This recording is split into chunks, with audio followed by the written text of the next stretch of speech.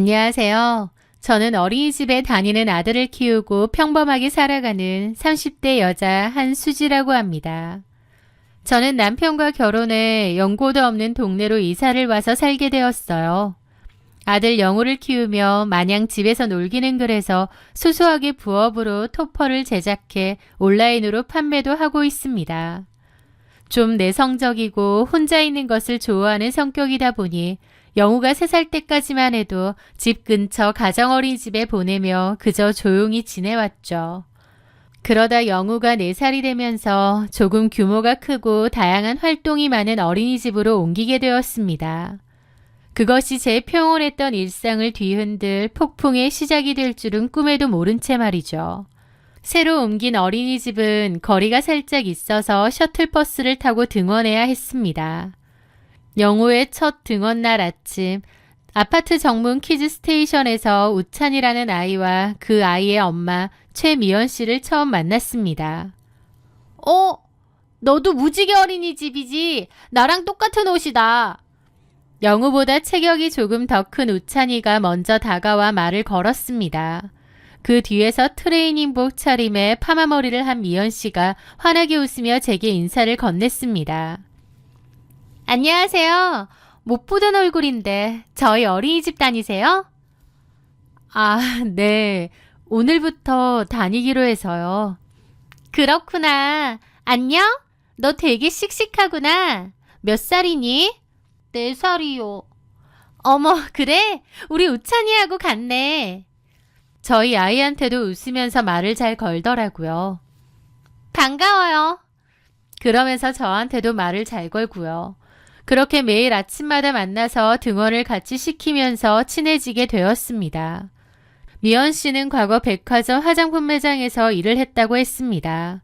그래서인지 사람을 대하는 태도가 무척이나 능숙했고 처음 보는 저에게도 거부감 없이 다가왔죠. 낯을 가리는 저 대신 그녀는 쉴 새 없이 말을 이어갔습니다. 수지 씨, 나도 처음에 이 동네 이사 왔을 때 아는 사람 없어서 참 힘들었어요. 나도 우리 남편만 보고 이 동네로 이사 온 거거든요. 많이 심심할 텐데 이제 나랑 친하게 지내요. 라고 말해주는데 고맙더라고요. 가까이 지내보니 미연 씨는 정말 부지런한 사람이었습니다. 매일 아침 등원 차량을 기다릴 때마다 아이의 옷매무새는 완벽했고 손에는 늘 정성껏 준비한 수제 간식이 들려 있었습니다. 그걸 저희 아이에게도 잘 나누어 주었죠.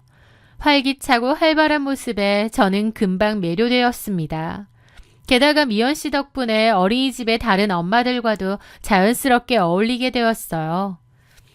미연 씨는 동네 마당발이었습니다. 그녀가 주도하는 브런치 모임, 카페 수다타임에 저도 참여하게 되었는데 그러면서 새로 옮긴 어린이집의 엄마들하고도 친하게 되었죠. 낯선 동네에서 느꼈던 고립감이 사라질 수 있게 해준 미연 씨에게 진심으로 고마운 마음을 갖게 되었습니다. 우리는 일주일에 3-4번씩 만나 카페에서 브런치를 먹으며 수다를 떨었습니다. 미연 씨는 주로 자기 남편 욕을 많이 하고 본인의 독방 육아에 대한 하소연을 하곤 했어요. 수지 씨 정말 부러워. 영범 씨는 퇴근도 일찍 하고 영호랑 잘 놀아준다면서? 우리 남편은 술을 너무 좋아해서 맨날 밖으로만 돌아. 집에도 잘 안 있고. 주말에도 낚시다 골프다 자기 취미생활하느라 바쁘고. 나 혼자 우찬이 끼고 있으면 가끔 얼마나 외로운지. 이럴 거면 뭐 하러 결혼했나 싶다니까. 에이, 미연 씨가 워낙 야무지게 잘하니까 남편분이 믿고 맡기시는 거겠죠. 사실 엄마들끼리 만나면 할 말이 뭐가 있겠나요? 아이 얘기 아니면 남편 흉이었죠. 그런 대화를 나누며 저희는 아주 평범하고 돈독한 엄마 친구 사이로 발전했습니다. 또 아이들도 단짝이 되어 놀이터나 아파트 단지 내 키즈 카페에서 거의 매일 시간을 보냈습니다. 엄마들끼리 이렇게 가까워지다 보니 자연스럽게 아빠들이 합류하는 부부 동반 모임으로 이어졌습니다. 미연 씨의 남편인 장선일 씨는 처음 만났을 때 조금 무뚝뚝해 보이기는 했지만 미연 씨가 평소 흉보던 것과는 달리 나름대로 예의 바르고 싹싹한 편이었습니다.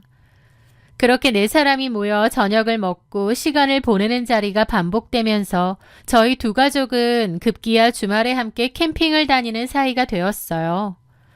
자연 속에서 텐트를 치고 아이들이 마음껏 뛰어노는 동안 어른들은 도란도란 이야기를 나누는 시간은 참으로 즐거웠습니다. 저는 미연 씨 가족과 보내는 시간이 참 행복했습니다.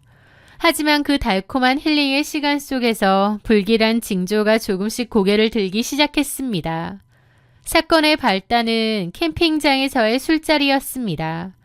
아이들을 일찍 재워놓고 장작불을 피워놓은 채 어른 넷이 둘러앉았을 때였습니다. 평소에도 활발했던 미연 씨는 술 기운이 오르면 유독 제 남편인 영범 씨에게 과하게 다가갔습니다. 아, 영범 씨, 이번에 텐트 치시는 거 보니까 완전 전문가시던데요? 이런 것도 척척 잘하시고. 수지 씨는 좋겠다. 이런 듬직한 남편 둬서.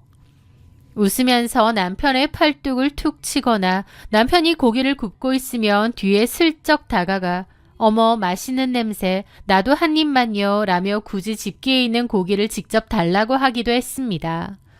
처음에는 그저 성격이 털털해서 그런가 보다 했어요.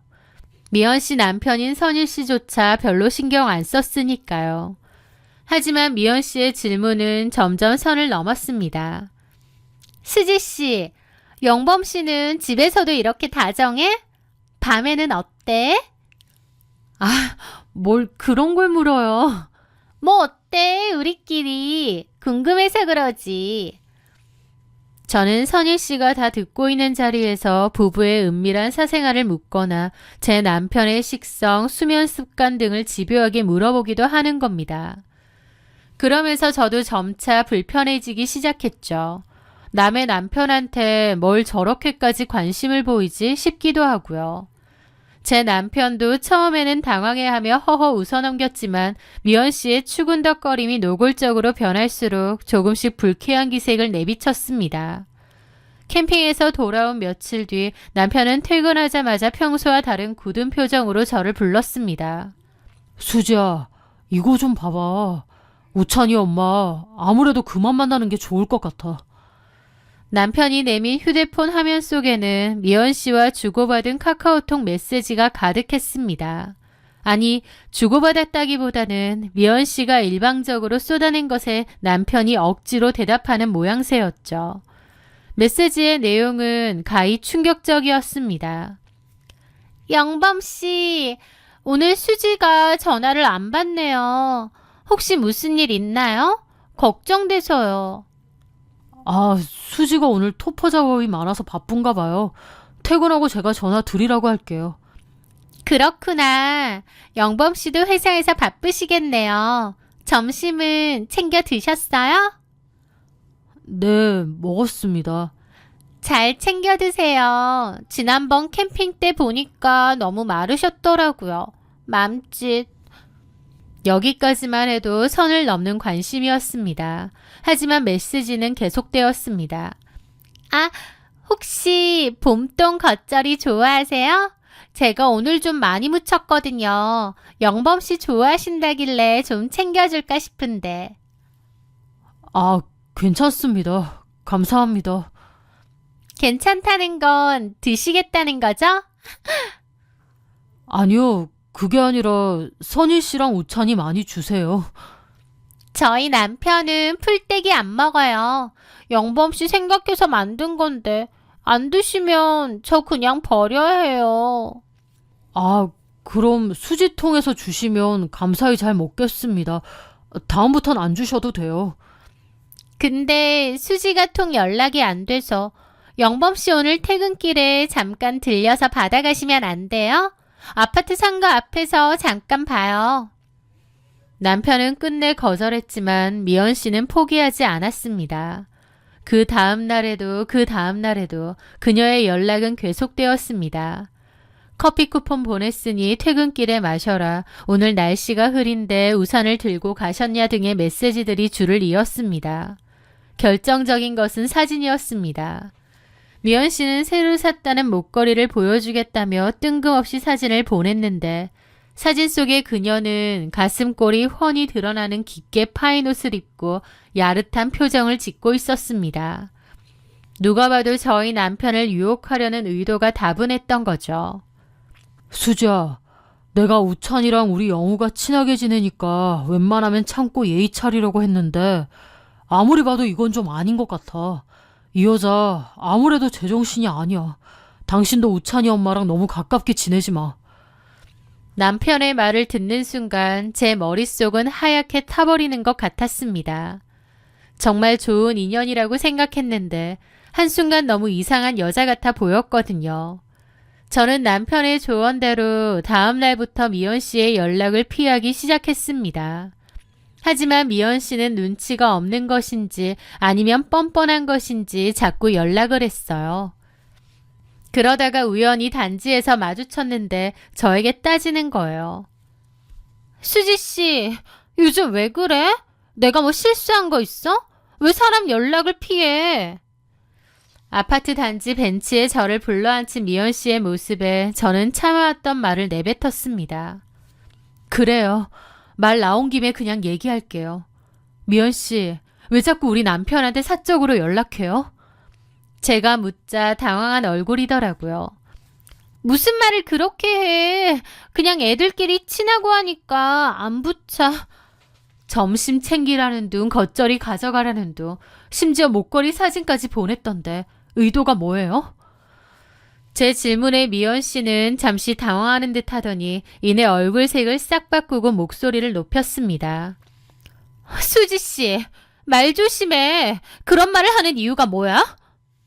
네? 내가 뭘 어쨌다고 사람 이상하게 만들어. 정 많고 오지랖 넓은 게 죄야? 친한 사이끼리 챙겨준 거지. 수지 씨가 연락이 안 되니까 영범 씨한테 물어본 것 뿐이라고. 아니, 부부끼리 진짜 뭐 어떻게 된 거 아니야?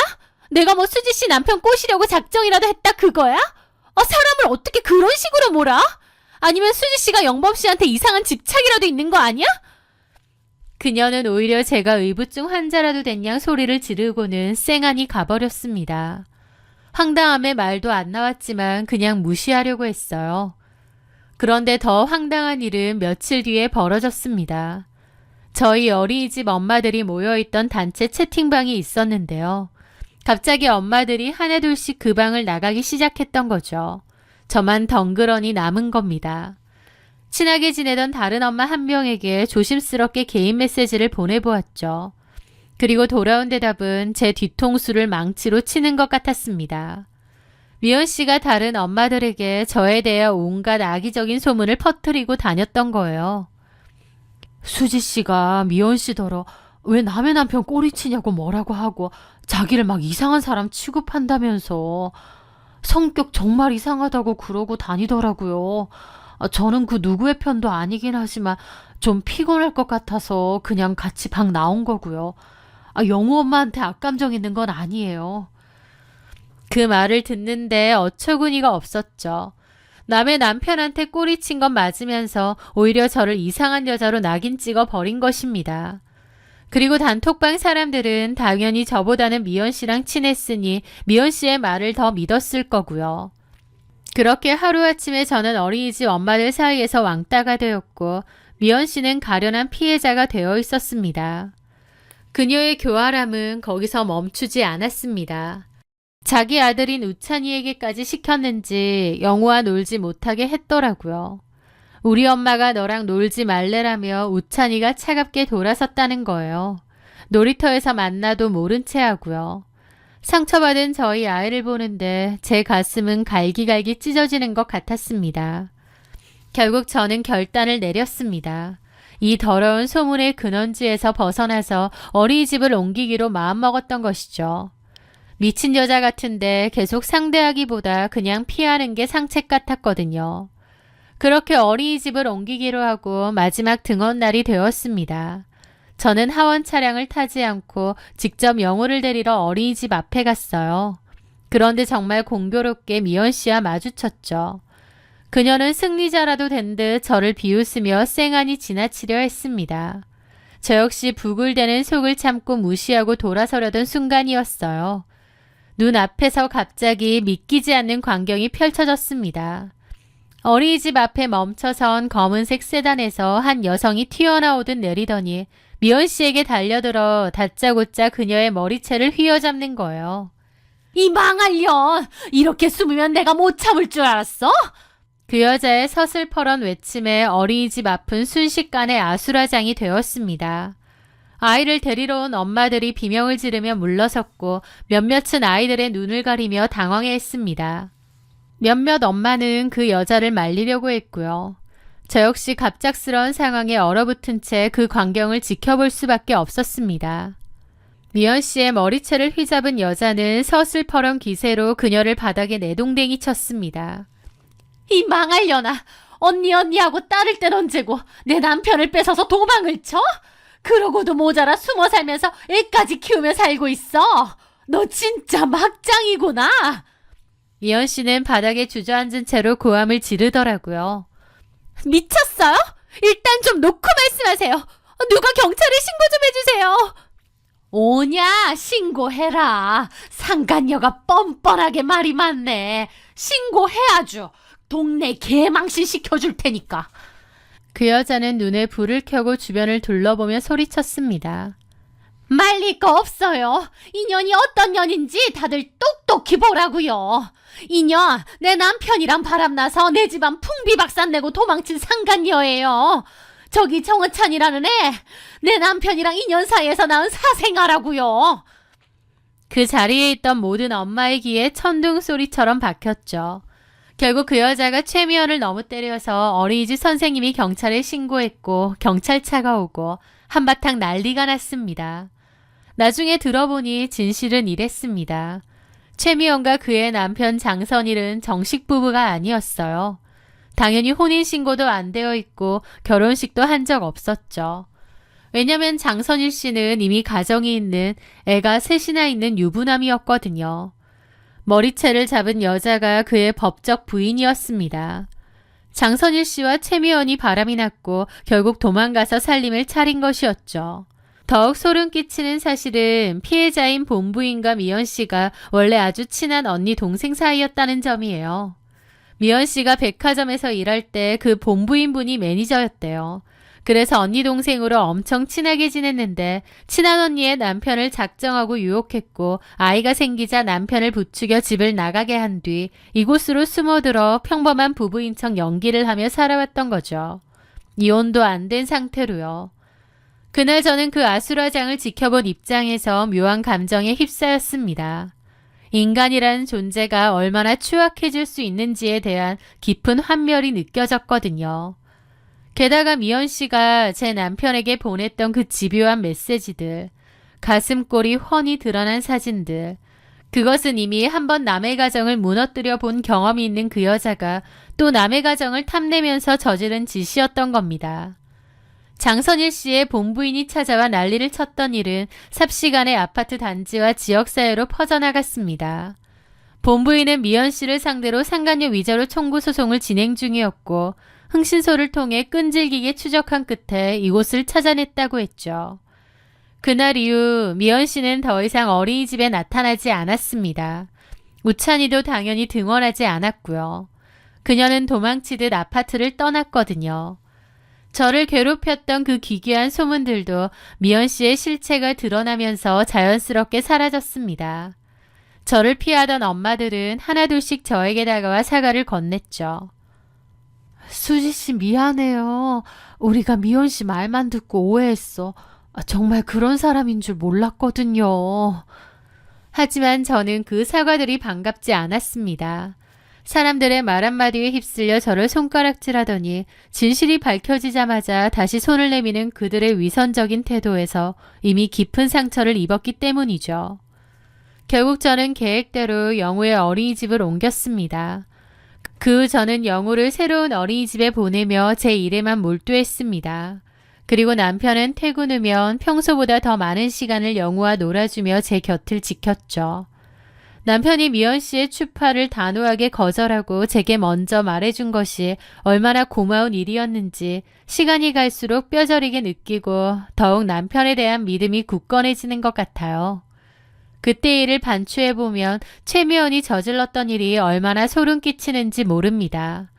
친구가 별로 없던 저에게 친절을 베풀고 제 경계심을 완전히 허물었죠. 그러고는 제 남편에게 손을 뻗었고요. 만약 제 남편이 흔들렸다면 저 역시 그 본부인처럼 똑같은 일을 겪었을지 모릅니다. 최미연이란 사람은 자신의 결핍을 채우기 위해 남의 행복을 통째로 훔쳐오는 것에 중독된 사람이 아닌가 싶어요. 그래도 그 일을 겪으며 우리 부부 사이는 한층 더 단단해진 것 같습니다. 서로에게 비밀을 만들지 않고 외부에서 오는 작은 균열을 함께 막아내는 것이 얼마나 중요한지 깨달았으니까요. 이제 저는 새로운 동네, 새로운 어린이집에서 영호를 키우며 다시 조용한 일상을 보내고 있습니다. 예전처럼 누구에게나 쉽게 마음을 열거나 다가오는 호의에 무조건 감사해 하지는 않으려 해요. 대신 적당한 거리를 두고 제 사람들을 지키는 법을 배운 것 같습니다. 그리고 최미연도 깨닫길 바랍니다. 그녀가 가져간 그 훔친 행복은 결코 오래가지 못한다는 것을요. 남의 것 뺏으려 하지 말고 직접 구하라는 말이 괜히 있는 게 아니죠. 인생사 별일이 다 있다지만 다시는 겪고 싶지 않은 이 기괴한 일들. 저는 이제 더 단단해진 마음으로 진짜 제 인생을 살아갈 것입니다. 긴 이야기 들어주셔서 감사합니다.